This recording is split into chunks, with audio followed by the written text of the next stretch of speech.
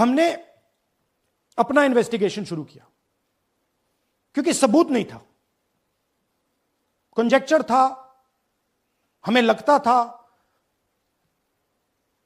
NGO वालों को लगता था, मीडिया वालों को लगता था, विपक्ष की पार्टियों को लगता था, बट सबूत, क्लियर सबूत नहीं था। तो हम झिझक के बोलते थे, मैं थोड़ा कम झिझक के बोलता था जनरली। प्रेस कॉन्फ्रेंस की महाराष्ट्र के बाद कि देखिए इलेक्शन कमीशन से हमने कहा समझाइए ये हुआ कैसे, 1 करोड़ नए वोटर कैसे आए, लोकसभा में एक नतीजा, विधानसभा में दूसरा नतीजा। आर्टिकल लिखा, रीजनल न्यूज़पेपर्स में डाला, महाराष्ट्र में डाला, बहुत चला महाराष्ट्र में, क्योंकि लोगों को यह फीलिंग थी कि कुछ ना कुछ यहां पे गलत हुआ है। तो फिर हमने कहा ठीक है चलिए सबूत निकालते हैं, सबूत ढूंढते हैं। हर स्टेप पे इलेक्शन कमीशन हमें मदद नहीं कर रही थी, उल्टा जिन चीजों को हमें जरूरत थी वो नहीं दे रही थी, बहाने बना रही थी। हमने उनसे डिजिटल वोटर रोल मांगा, इलेक्ट्रॉनिक फॉर्म में वोटर लिस्ट दे दीजिए, नहीं दे सकते। एक बार नहीं अनेक बार डेलीगेशंस गए, मैंने चिट्ठी लिखी, चलता गया। फिर कहते हैं कि 5:30 बजे वाला मामला था महाराष्ट्र में, तो कहते हैं सीसीटीवी फुटेज को हम 45 दिन में खत्म कर देंगे, डिस्ट्रॉय कर देंगे। बड़ा स्ट्रेंज रिएक्शन है।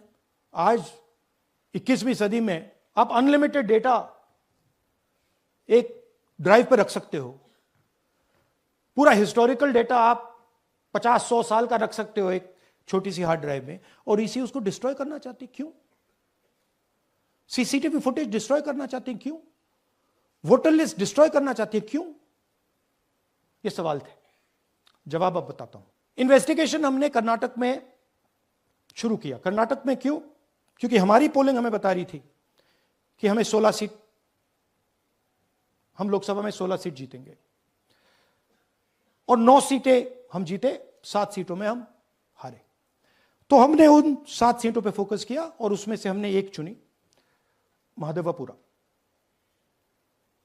इसमें बड़ा अजीब नतीजा था।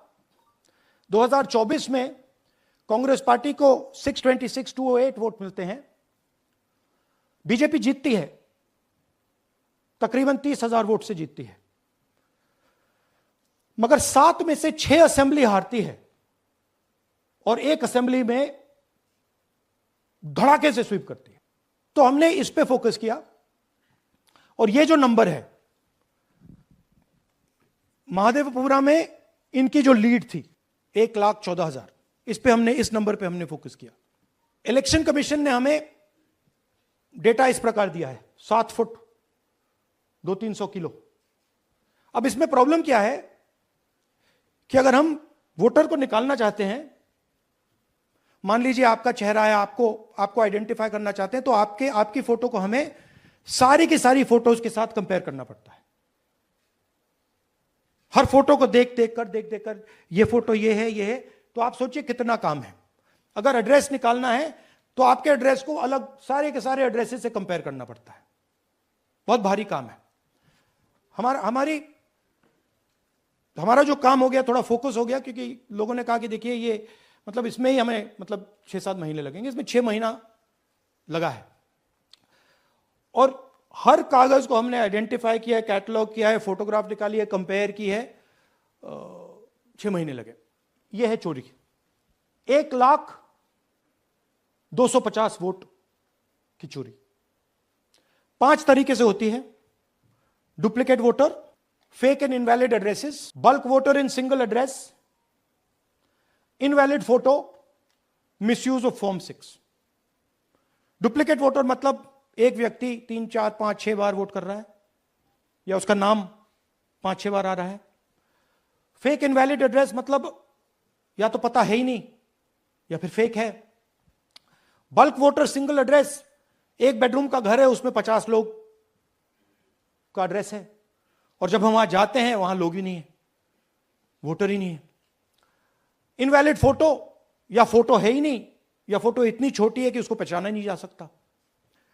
और finally misuse of form 6। Form 6 नए वोटर्स के लिए होती है, जो 18 साल का होता है, पिछले इलेक्शन में जिसने वोट नहीं किया, उसके लिए होती है, मतलब 18 से 22-23 की एज होनी चाहिए. Tomorrow we are going to Bangalore. There we are going to take a march there.